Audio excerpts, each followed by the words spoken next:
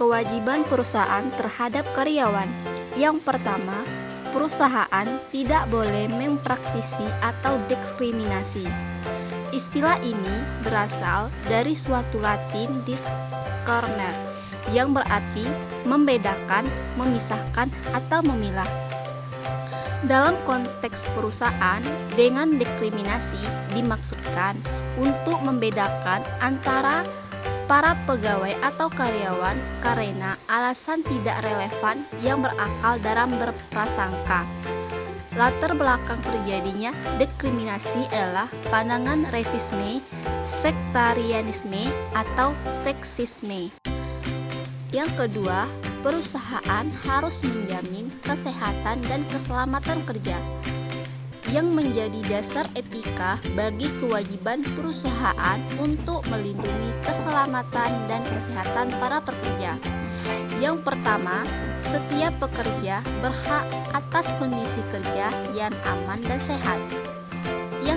Yang kedua, berdasarkan dasar pemikiran deontologi, manusia harus diperlakukan sebagai tujuan pada dirinya dan tidak pernah sebagai sarana belaka. Yang ketiga, menunjukkan dasar itu dengan suatu argumentasi atau utilitarian bahwa tempat kerja yang aman dan sehat paling menguntungkan bagi masyarakat sendiri, khususnya bagi ekonomi negara. Yang ketiga, ada kewajiban memberi gaji yang adil. Menurut keadilan distributif, biasanya pandangan ini dilatar belakangi konsepsi liberalistik, yaitu upah atau gaji dapat dianggap adil bila merupakan imbalan suatu prestasi. Sedangkan pandangan sosialistis dikemukakan dari sudut pandang pekerja. Mereka lebih menekankan bahwa gaji baru adil bila sesuai dengan kebutuhan si pekerja beserta keluarga. Yang kedua, senioritas dan imbalan rahasia.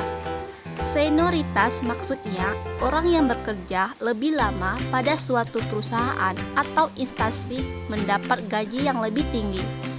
Imbalan rahasia maksudnya pemberian bonus atau insentif berlangsung secara rahasia, sehingga hanya yang bersangkutan yang tahu. Selanjutnya ada hak karyawan terhadap perusahaan. Yang pertama, hak untuk mengembangkan potensi kerja, mengembangkan minat, bakat, dan kemampuan.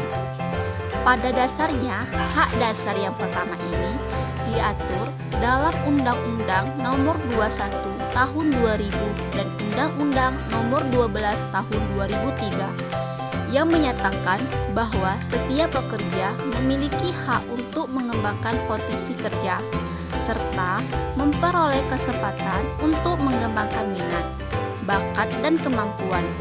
Undang-undang ini juga mengatur bahwa seorang pekerja mempunyai hak untuk terlindungi dari tindak kesusilaan dan moral, kesehatan dan keselamatan kerja, serta perlakuan yang sesuai dengan harkat dan martabat sebagai manusia dan nilai-nilai agama.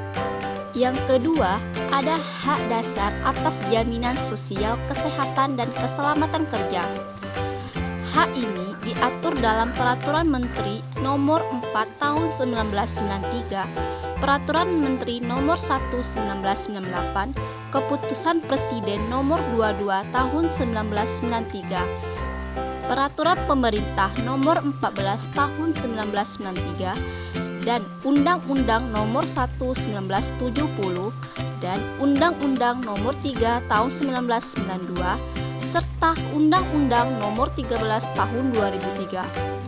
Hak dasar yang dimaksud termasuk di dalam hak untuk memperoleh jaminan pemeliharaan kesehatan, jaminan hari tua, jaminan kematian, dan jaminan kecelakaan kerja.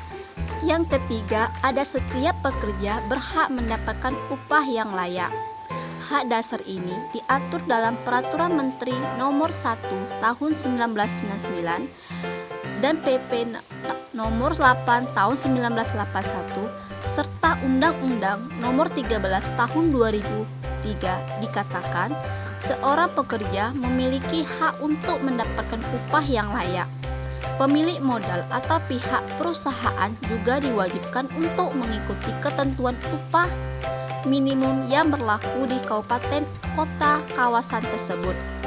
Perusahaan juga diwajibkan untuk meninjau besaran upah ketika pekerja sudah bekerja selama lebih dari tahun dan tidak boleh diskriminatif terhadap pekerja perempuan dan pekerja laki-laki.